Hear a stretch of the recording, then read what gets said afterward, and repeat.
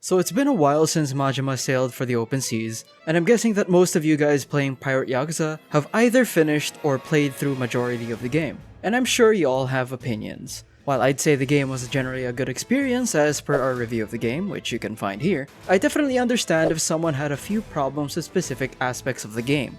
There are some fans who felt that the pirate theme was a little too out there, and the suspension of disbelief cortex of their brain couldn't keep up with how outlandish the setting and premise were. Some fans wanted a story that was maybe more main story, for a lack of a better term.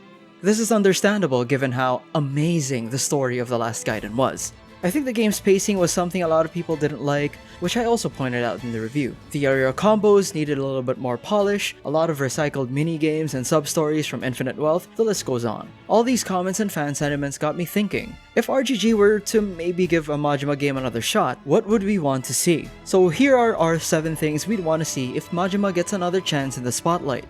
Given that most of the complaints with Pirate Yakuza concerns the story and how so out there pirates in modern times is for some people, a more grounded story is probably a good thing to explore if they want to try giving Majima the spotlight again. So what would be a good premise for a more grounded main story? Well, we can go back to the dark crime drama focusing on the life of a Yakuza. While yes, there are some pretty ridiculous things that happen in the main stories of Yakuza, like Kiryu dodging rockets or the series staple of having underground hidden crime paradises where blood sports and slavery are common, it is still a little bit more believable than cosplayers firing cannons at each other in the open seas. It should be something that can be a little more easily connected to the main story as well. How can we do that? Well, there are still a lot of stories that we can pull from the in-betweens of the main story, much like how Kiwami had the Majima side story. Personally, I'd love to follow Majima in the interim of 0 and 1. Just imagine it, playing Majima as he rises through the Tojo ranks, building upon his reputation of being the mad dog, and eventually establishing his own Majima family. I know that there are a lot of people who don't like her, but I think it'd be interesting to have a game where we explore Mirei Park a little bit more. I'd want to see how they'd expound on her and Majima's relationship, especially since we don't know a lot of what happened between them. Especially now that we know that Makoto exists and had a huge influence on Majima's life. What role would Mirei Park have played in Majima's life, especially in contrast with Makoto or something like that? I'd love to find out. We could even take a sneak peek at what he was up to when Kiryu, screwed off all the way to Okinawa. Maybe even a continuation of what he was doing with Majima Kensetsu. While revisiting the past also comes with a wealth of ideas, looking towards the future also brings many storytelling opportunities. We've seen that Majima and Saejima have been working on rehabilitating former Yakuza and making efforts to reintegrate them into society, so I think there's also an interesting theme to explore there. To be frank, I don't know how they'd put high-octane action and drama into that setting, but they'll probably manage in the same way they managed to always blow the Millennium Tower up. Obviously, the fans want to see Kiryu and Majima being buddies again. There's nothing like the bond between a guy minding his own business and his feral one-eyed stalker. Kiryu and Majima's bond even goes beyond their characters, as even their voice actors have known each other since their high school days. They've even made friendship bracelets together during an RGG event. Kuroda, to this day, is still seen wearing it sometimes. But I digress. Let's go back to the topic. How would we want these interactions between Kiryu and Majima to happen? This idea is a little bit of a continuation from the previous section, but if they decide to do a post-0 pre-1 story, showing the early interactions between Kiryu and Majima, or even fully showing how they first met, would be a welcome idea in the community, I feel. Majima being higher in the Tojo clan hierarchy could have some part of the main story where he orders Kiryu to help him in a Tojo clan related assignment. Or if not a main story thing, we could have one of those main mini-game type situations a la Cabaret or Dondoko Island, where Majima is managing an establishment for the Tojo clan and enlists Kiryu to be one of his assistants or something like that.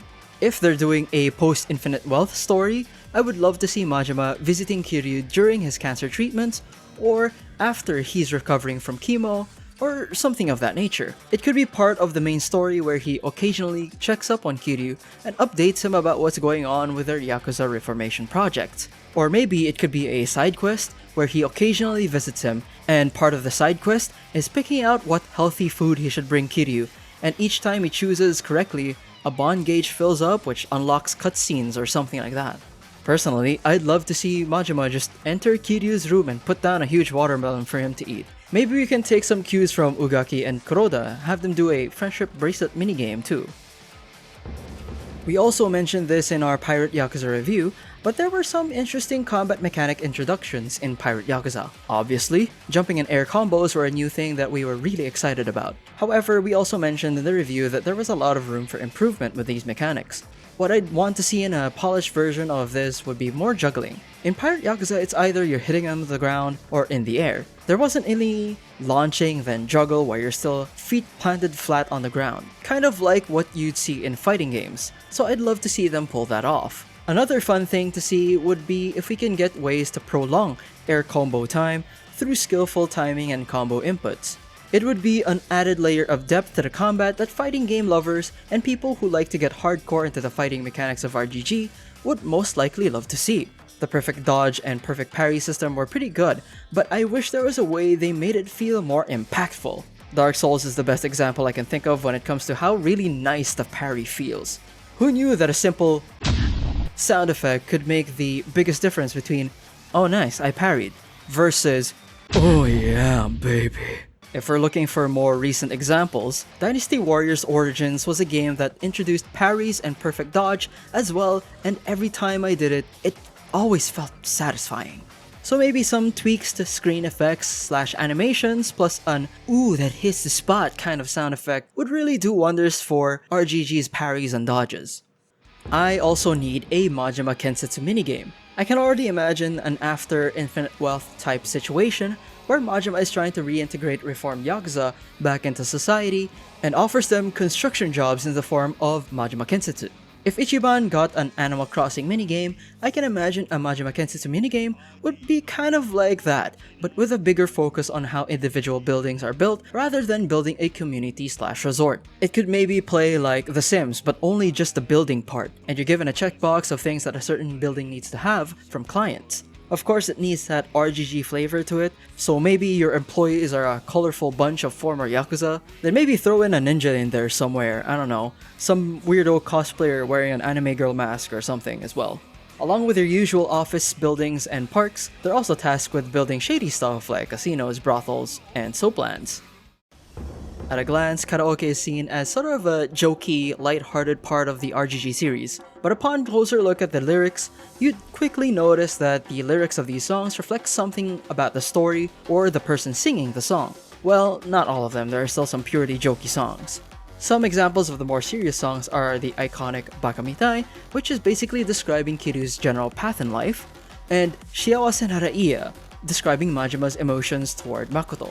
In Pirate Yakuza, we got some new songs, and while they're all pretty fun, it doesn't really bring the emotional weight, nor do they really reflect Majima's story much. At least, you know, the overarching story. If they take the path of making a game where we see Mirei park more, a karaoke song dedicated to how Majima feels about Mirei would be interesting. If they make a game after Infinite Wealth, a duet piece with Kiryu describing their friendship throughout the years would be immensely popular with the fandom, I feel. Actually, I think it's way more surprising they haven't done that yet, considering how popular the Kiryu-Majima duo have been over the years.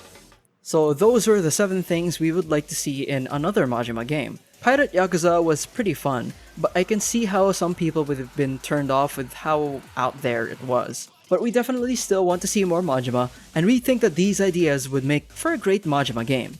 What would you want to see if they make another Majima game? Tell us in the comments below. Thanks for watching our video. If you want more Like a Dragon content, check out our favorite Majima moments video, or our video looking at Kiryu's character development in Infinite Wealth. Like if you like, subscribe for more video game related content. This has been GameMate, and we'll see you next time.